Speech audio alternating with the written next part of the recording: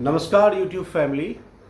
मैं रोशन कुमार झा आप लोगों को स्वागत करता हूं आज के अपने इस एक नए वीडियो में।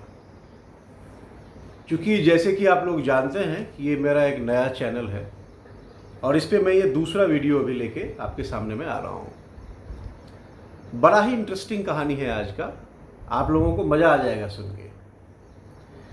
ये कहानी है जापान की। जापान एक ऐसा देश है इस पूरी दुनिया में जहाँ पे सिर्फ और सिर्फ आज तक एक ही बार प्लेन हाईजैक हुआ है।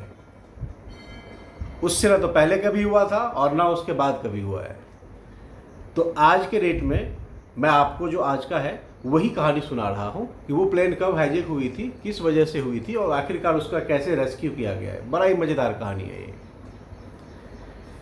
ये बात है 31 मार्च 1970 की। जापान में जो प्लेन थी उसे टोक्यो से फुकुओका जाना था। टोक्यो से फुकुओका जाना था उस प्लेन को और उस प्लेन में कुल मिला के 122 मुसाफिर बैठे हुए थे। तो उस 122 पैसेंजर में बहुत ऐसे भी पैसेंजर थे जो जापान के काफ़ी जाने माने एक बड़े वीआईपी कैटेगरी के लोग थे। उस समय के, उस दौर के बहुत बड़ी हस्ती थे वो। तो अपने निर्धारित समय में 7:30 पे इसे टेक ऑफ करना था जापान से, जापान के टोक्यो शहर से, और फुकुओका इसे जाना था। तो अपने निर्धारित समय 7:30 पे ये प्लेन वहाँ से टेक ऑफ कर लिया। और टेक ऑफ करने के बाद जब प्लेन जाना शुरू किया, अपना सफ़र तय करना शुरू किया, तो उसके बाद सडनली ऐसा देखा गया कि उस प्लेन में एक लड़का जिसका उम्र मात्र 22 से 24 साल की है वो उठा और जो उसकी ड्रेसअप थी वो ड्रेसअप थी बिल्कुल रेड कलर की। मतलब पूरे ही जो उसका बॉडी था उस पर जो उसने कपड़ा पहन रखा था वो रेड कलर की थी। वो बिल्कुल रेड कलर ही डिनोट कर रहा था वो पूरा। वो लड़का अचानक अपने सीट से उठा और उठने के बाद जो अनाउंसमेंट प्लेस होती है प्लेन के अंदर में, जहाँ पे अनाउंसमेंट किया जाता है, वहाँ वो लड़का पहुँच के और वो वहाँ जाके कहता है कि यात्रीगण कृपया ध्यान दें, ये प्लेन जो कि प्लेन नंबर 351 है अब हाईजैक हो चुकी है। तो सामने बैठे जो भी लोग थे वो हंस पड़े।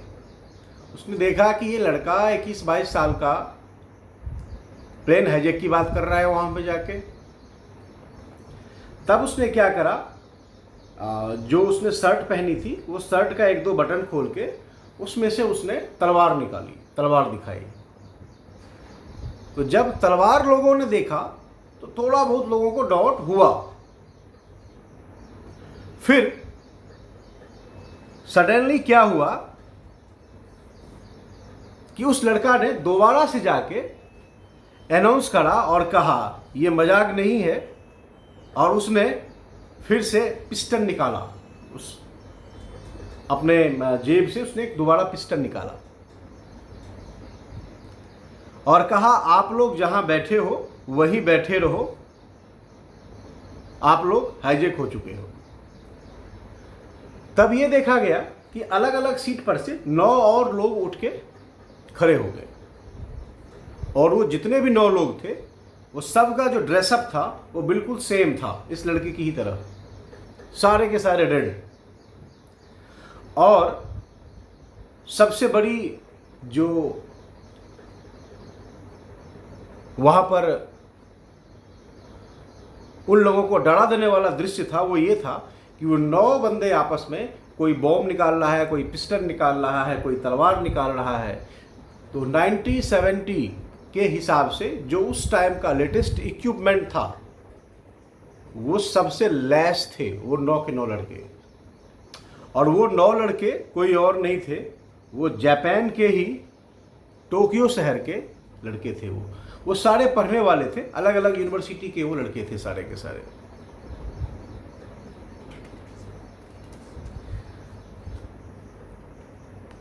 और जैसे कि मैंने आपको बताया था कि उस दौर के बहुत ही बड़े बड़े हस्तियां भी उस प्लेन में बैठे हुए थे। टोटल 122 पैसेंजर था, उनमें वो लोग भी थे। उनमें से एक पेप्सिको कंपनी के सीईओ थे। दूसरा, उस टाइम पे जापान के जो मशहूर गिटारिस्ट हुआ करते थे वो भी उसी प्लेन में बैठे हुए थे। तीसरा, रोमन कैथलिक के एक बड़े ही उच्च लेवल के पृष्ठ भी वहां बैठे हुए थे। तो ये वो एक वीआईपी कैटेगरी के लोग भी उस प्लेन में उस समय में मौजूद थे।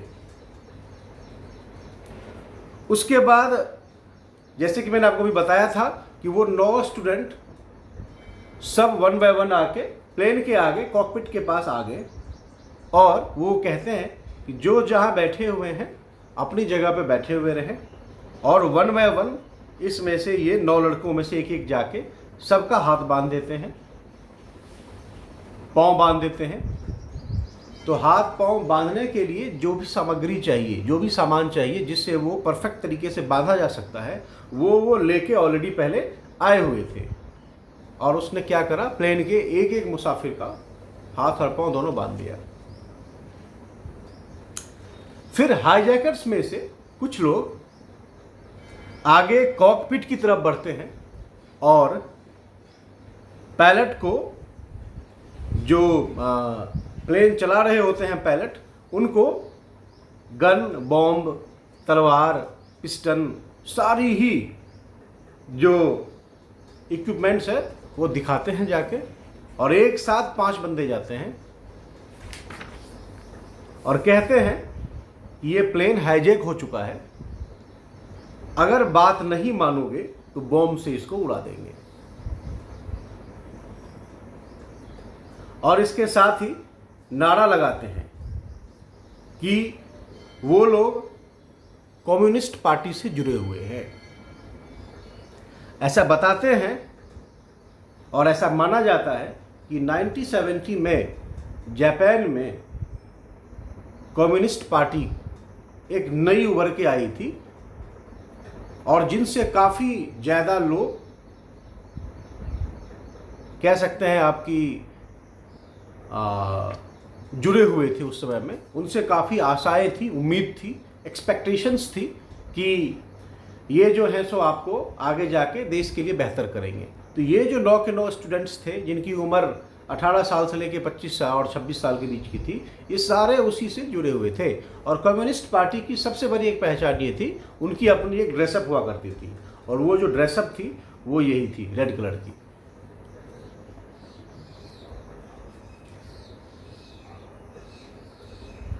और जब ये लोग जाके कॉकपिट में पायलट को धमकाते हैं और फर्स्ट टाइम पायलट से कहते हैं कि आपको फुकुओका से क्यूबा चलना है, क्यूबा। हालांकि ये प्लेन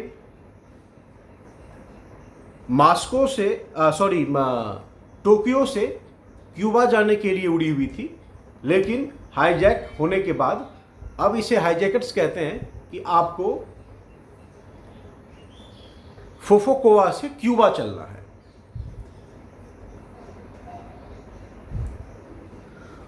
उस वक्त क्यूबा में जो गवर्नमेंट थी वो कम्युनिस्ट की थी और इन्हें पता था कि वहाँ हमें संरक्षण मिलेगा, हमारी बातों को समझी जाएगी, इसीलिए इन्होंने ऐसा प्रपोजल रखा पायलट के सामने में। पायलट ने कहा ये डोमेस्टिक फ्लाइट है, ये तो फुकुओका तक ही जा पाएगी क्योंकि इसमें फ्यूल सफिशिएंट नहीं है कि ये क्यूबा तक जा सके। और वैसे भी क्यूबा की जो डिस्टेंस है फुकुओका से वो काफ़ी दूरी है, तो अगर फ्यूल हो भी तो भी स्टे करने की आवश्यकता तो पड़ेगी बीच में कहीं ना कहीं। ये बात हाईजैकर्स के सामने में पायलट ने रखी। हाईजैकर्स आपस में बात करके इस बात से सहमत हुए कि ठीक है, फोफोका लैंड करवाओ, आप फोफोका प्लेन को लैंड करवाओ। वहां के जो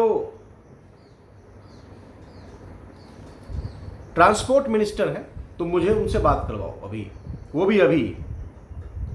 तो पायलट ने जो है उस समय में जो उनके पास संपर्क साधक सूत्र हुआ करते थे उससे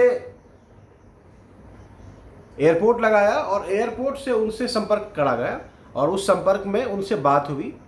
जो हाईजैकर्स थे उन्होंने ट्रांसपोर्ट मिनिस्टर से बात की और कहा कि प्लेन हाईजैक हो गया है, हमें रिफ्यूल के लिए वहां पे लैंड होना है। अगर आप किसी भी प्रकार की चालाकी करी तो प्लेन को बॉम्ब से उड़ा देंगे। उस समय में ट्रांसपोर्ट मिनिस्टर का ही ये सारी रिस्पॉन्सिबिलिटी उस समय में हुआ करता था। सिक्योरिटी से लेकर के, एयरपोर्ट से लेकर के सारी जिम्मेदारी उन्हीं की हुआ करती थी उस टाइम पे। तो उन्होंने ये देखा कि ये चीज़ तो बहुत गड़बड़ हो गई है, प्लेन हाईजैक हो गया है और जो भी उसमें बैठे हुए हैं वो अपने आप में एक से एक वीआईपी लोग बैठे हुए हैं प्लेन में। उन्होंने क्या करा, ट्रांसपोर्ट मिनिस्टर ने वो कुछ समय लेके 10 मिनट या 20 मिनट लेके उन्होंने इन्हें कॉल बैक करा और कहा आप फोफोका एयरपोर्ट पे लैंड करवाइए, रिफ्यूल करवाइए, कोई दिक्कत नहीं है, हम आपकी जो भी शर्त और कंडीशंस हैं उसको मानने के लिए तैयार होंगे। लेकिन उस प्लेन के अंदर में कुछ बुजुर्ग महिलाएं हैं, बच्चे हैं, आप उन्हें छोड़ दें। तो जो हाईजैकर्स थे वो आपस में बात किए और करने के बाद उन्होंने बोला ठीक है, इनमें से 21 ऐसे पैसेंजर्स हैं जिनमें बच्चे और महिलाएं हैं, तो 21 को मैं निकाल दूंगा और 101 122 में से 21 गया तो 101 बचा, 101 पैसेंजर्स इसी में होंगे। ये डील हुई ट्रांसपोर्ट मिनिस्टर में और हाईजैकर्स के बीच में। इसके बाद प्लेन अपने टाइम पे लैंड हुई, जो निर्धारित समय थी फोफोका लैंड होने की, उसी समय पे प्लेन लैंड हुई। वहाँ पे लैंड होने पर ट्रांसपोर्ट मिनिस्टर ने एक चालाकी की थी। चालाकी ये की थी उसने कि उसने जब उसकी बात डील हो गई उसी बीच में उसने क्या करा, जितनी पॉसिबिलिटी हो सकती थी एयरपोर्ट पे आर्मी जवान सारा ही उसने क्या किया, चारों तरफ से उसको छुपा दिया एयरपोर्ट पे, ताकि जब प्लेन लैंड करे तो हाईजैकर्स को दिखे नहीं कि इन लोगों ने कुछ इस प्रकार का यहाँ पर षड्यंत्र रचा हुआ है। बट उन्होंने रचा हुआ था कि अगर कोई भी पॉसिबिलिटी होगी तो इन हाईजैकर्स को हम पकड़ लेंगे और प्लेन को हम क्यूबा नहीं उड़ने देंगे। जैसे मैंने बताया था, प्लेन अपने टाइम पे वहाँ पर लैंड कर गया, बट हाईजैकर्स जो थे वो सारे 18 से 27 और 26 साल के बीच के लड़के थे। ये सारे के सारे एक से एक पढ़े लिखे थे, बहुत तेज थे ये लोग दिमाग से। ये लोग प्लेन का जो गेट होता है जिससे लोग नीचे उतरते हैं वो खोला ही नहीं,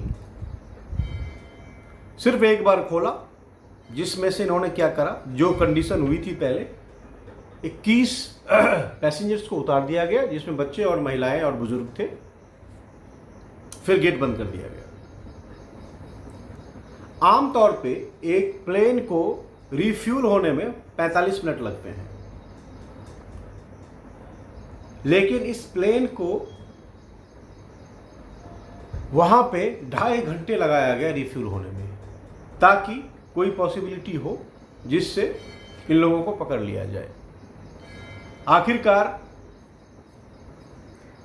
पायलट के पास जाते हैं ये हाईजैकर्स और कहते हैं रिफ्यूल अगर हो गया है तो इसे तुम क्यूबा की ओर उड़ाओ। तो क्यूबा के लिए उड़ने के लिए जब हाईजैकर्स ने बोला पायलट को, तो पायलट ने ऐसे कहा कि मेरे पास किसी भी प्रकार का मैप नहीं है क्यूबा का, और दूसरा आपको बीच में कहीं ना कहीं एक जगह तो रोकना पड़ेगा प्लेन को, क्योंकि फोफोका से क्यूबा की जो डिस्टेंस है वो काफ़ी ज़्यादा है और आपको दोबारा रिफ्यूल करना ही पड़ेगा। इस अगर फुल टैंक होने के बावजूद भी जितनी डिस्टेंस है और भी फ्यूल की ज़रूरत पड़ेगी उसमें।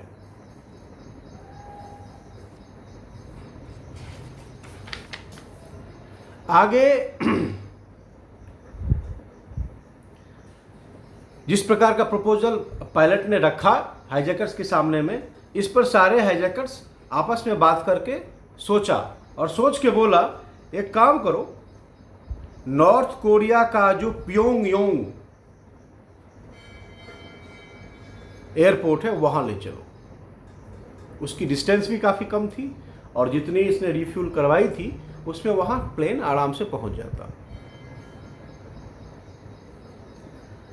इस बात पर पायलट ने इन लोगों से कहा कि नॉर्थ कोरिया और जापान में आज तक कभी बना ही नहीं है, ये एक दूसरे के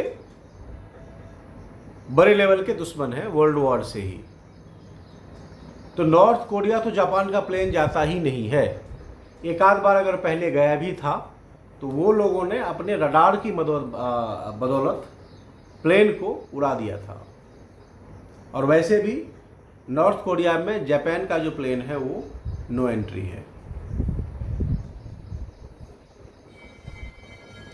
फिर भी हाईजैकर्स ने कहा आपको जाना ही पड़ेगा, दूसरा कोई विकल्प नहीं है, नॉर्थ कोरिया चलना है तो चलना है, मैं वहां से बात कर रहा हूं, आपको किसी प्रकार की दिक्कत नहीं होगी। फिर पायलट ने कहा कि हमारे पास किसी भी प्रकार का मैपिंग तो है नहीं, क्योंकि आज तक कोई भी प्लेन जापान से नॉर्थ कोरिया गई नहीं है, तो मैं कैसे जाऊंगा, मुझे पता नहीं है, ना रूट पता है ना कुछ पता है। तो हाईजैकर्स ने इस पे कहा कि आप अभी फोफोका एयरपोर्ट पे हो, आप वहां से मैपिंग मंगवाओ। वही हुआ, फोफोका एयरपोर्ट से इनको मैप दिया गया, लेकिन उस मैप के अंदर में एक ट्विस्ट थी। ट्विस्ट ये थी कि उसमें मैप के अंदर में फ्रीक्वेंसी होती है। फ्रीक्वेंसी ये वर्ड आप लोगों को शायद नहीं पता हो।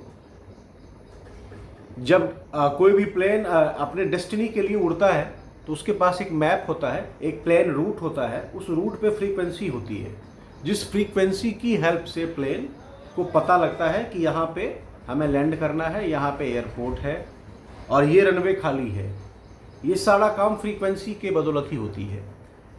तो मैप जो इनको दिया गया, उस मैप पे जो फ्रीक्वेंसी था मेंशन, वो नॉर्थ कोरिया का नहीं था, वो साउथ कोरिया का था। और साउथ कोरिया और जापान का बहुत ही घनिष्ठ दोस्ती थी उस टाइम पे, और आज भी है। बट हाईजैकर्स को ये पता नहीं था।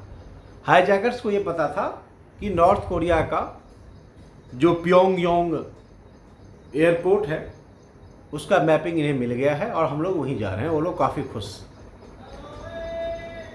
फिर प्लेन फोफोका एयरपोर्ट से अपना उड़ गया, लैंड वहां से टेक ऑफ किया, और जब तक साउथ कोरिया के एयरपोर्ट पे वो प्लेन पहुंचती, उससे पहले जापानीज ने फोफोका एयरपोर्ट से साउथ कोरिया का जो एयरपोर्ट है वहाँ के जो हाई लेवल के ऑफिसर थे उससे बात की और कहा देखिए ये प्लेन हाईजैक हो गया है, आप हमें मदद करें।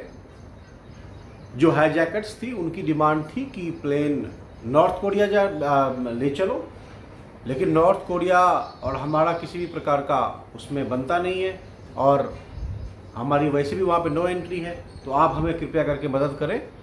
मदद आप इस प्रकार से करें कि अब जो आप अनाउंसमेंट करें, जिस प्रकार की आप लोगों ने सुना होगा प्लेन में अनाउंसमेंट होता है, स्वागत है आपका, आप यहाँ पहुँच गए हैं, तो उसमें आप ये बोलें कि स्वागत है आपका नॉर्थ कोरिया में, प्योंगयांग जो एयरपोर्ट है उस पर आप पहुँचने वाले हैं इतनी देरों में। इन सब तरीके के वर्ड का आप यूज़ करें ताकि हाईजैकर्स को ये ना लगे कि हम साउथ कोरिया जा रहे हैं। और इससे पहले कि प्लेन वहाँ पर लैंड करे, कृपया करके आप उस एयरपोर्ट का सारी ही चीज़ें बदल दें। अक्सर दोस्तों आप लोग देखते होंगे, जब आप किसी एयरपोर्ट पे उतरते हैं तो उस देश का वहाँ पे नेशनल फ्लैग होता है, बैनर लगा होता है, फ़ोटो लगा होता है, वहाँ के जो बड़े लेवल के अधिकारी होते हैं, बड़े लेवल के जो वहाँ के पॉलिटिशियन होते हैं, उनके फ़ोटो लगे हुए होते हैं, आप लोग देखते होंगे। वो सारा जो है साउथ कोरिया में जो एयरपोर्ट था, उस एयरपोर्ट पे ये सारी चीज़ें बदल दी गई और सारा लगा दिया गया नॉर्थ कोरिया का, ताकि ये जो हाईजैकर्स थे वो वही चीज़ देखते हैं कि जहां हमें ये लैंड कराया जा रहा है ये कौन सी जगह है। तो वो उतर रहे थे साउथ कोरिया में और नॉर्थ कोरिया का जो बैनर्स था, जो फ्लैग था, जो वहाँ के किंग जोंग उन के उस समय में बाबा ग्रैंडफादर उस समय में वहाँ पे जो है सो राज कर रहे थे, उनका फ़ोटो लगा दिया गया। बल्कि नॉर्थ कोरिया का जो है सो कुछ जो नेशनल एंथम होते हैं, वो नेशनल एंथम भी कुछ बच्चों को बुलाया गया, वो बच्चे भी जो है सो नॉर्थ कोरिया का नेशनल एंथम गा रहे थे। बाकी फ्लैग बदल ही गया था, बैनर बदल ही गया था। जो वहाँ के उस समय में जो शासक थे किंग जोंग उनके बाबा, उनका फ़ोटो लगा दिया गया। ये सारा काम इसलिए करा गया कि हाईजैकर्स को ये ना लगे कि ये साउथ कोरिया में उतरा गया है।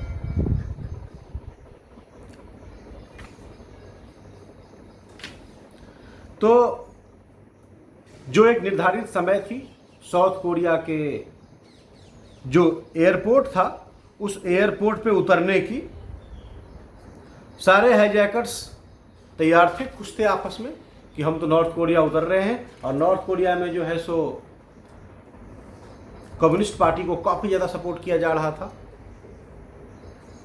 तो वो लोग काफ़ी खुश थे कि हम अपनी जगह उतर रहे हैं। प्लेन को हाईजैक भी कर लिए, पर ऐसा हुआ नहीं। प्लान के मुताबिक और निर्धारित समय के मुताबिक जो प्लेन थी वो साउथ कोरिया के जो एयरपोर्ट था उस एयरपोर्ट पे प्लेन को उतारा गया। और उतारने के बाद ठीक उसी प्रकार का रिएक्शन किया गया जो पहले से प्लान था। जब ही प्लेन वहाँ उतरी, वहाँ के लोग आए, बल्कि वहाँ पे जो आर्मी थे, जो जितने थे, सबका इवन ड्रेस तक बदल दिया गया था। नॉर्थ कोरिया का ड्रेस उन्हें पहना दिया गया था।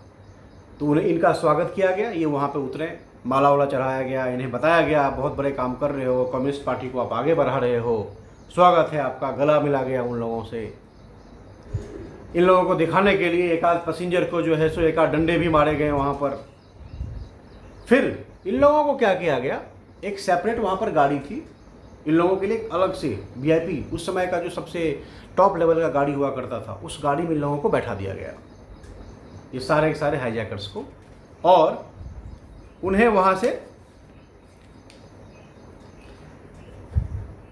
सीधा साउथ कोरिया का जो एयरपोर्ट था वहाँ से सीधा ले जाया गया।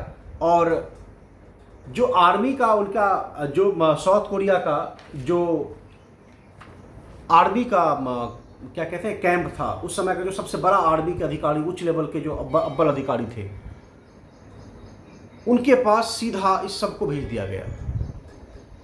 और जब इनको वहाँ पर उतारा गया, उतारने के साथ ही इनको अंडर अरेस्ट कर लिया गया, जितने भी हाईजैकर्स थे 9, इन सबको। और इस प्लेन को दोबारा साउथ कोरिया से फुकुओका जो एयरपोर्ट है वहाँ पे दोबारा प्लेन को ले जाया गया। और बाकी के जो 21 लोग तो पहले ही रिलीज कर दिए गए थे और उसके बाद 9 ये खुद थे, तो टोटल मिला के हो गया 30। तो 30 लोगों को रिलीज तो पहले इसमें से हट गया। और उसके अलावा जो भी लोग बचे हुए थे उन सबको वहाँ पर रिलीज कर दिया गया, सब सुरक्षित हो गए। और ये जो इतनी बड़ी प्लेन हाईजैक होने वाली थी, और इतने लोगों का जान जो संकट में पड़ा हुआ था उससे बचाया गया। तो यही थी आज की वीडियो। उम्मीद करता हूं कि आप लोगों को ये कहानी सुन के काफ़ी अच्छा लगा होगा। इसमें सबसे बड़ा जो थैंक यू था वो फुकुओका एयरपोर्ट को दिया गया, वहाँ के जो ट्रांसपोर्ट मिनिस्टर थे, क्योंकि उन्होंने ही ये सारा प्लान बनाया कि आप उन्हें बोलो नॉर्थ कोरिया में आप जा रहे हो, लेकिन उन्हें उसे ले गया साउथ कोरिया में। साउथ कोरिया के बैनर, अधिकारी, बच्चे, नेशनल एंथम, वहाँ के आर्मी को सारा कपड़ा पहना देना नॉर्थ कोरिया का, ये सारा प्लान इन्होंने ही यहाँ से बैठे बैठे करा। तो सैल्यूट है उनके इस प्लान को, जिस वजह से ये इतना बड़ा प्लेन हाईजैक होने से बचा। तो शायद अच्छा लगा होगा आपको ये कहानी। अपना प्यार आगे इस प्रकार से हमें देते रहिए। अभी मेरा ये चैनल नया है, इसे आप लोग सपोर्ट करें। अभी आप लोगों की हमें सख्त ज़रूरत है प्यार की, और मैं कोशिश करूंगा हर हफ्ते कम से कम 2 स्टोरी आप लोगों के लिए लेके आऊं। अब बड़ा ही रोचक कहानी लाऊंगा जो आप लोगों को सुनने में काफ़ी अच्छा लगेगा। चलिए नमस्कार, आज के लिए मिलते हैं एक और बहुत ही इंटरेस्टिंग ब्लॉग के साथ, और उसमें जो वीडियो होगी वो ज़बरदस्त वीडियो होगी, काफ़ी इन्फॉर्मेटिव होगी, आप लोग एंजॉय करोगे।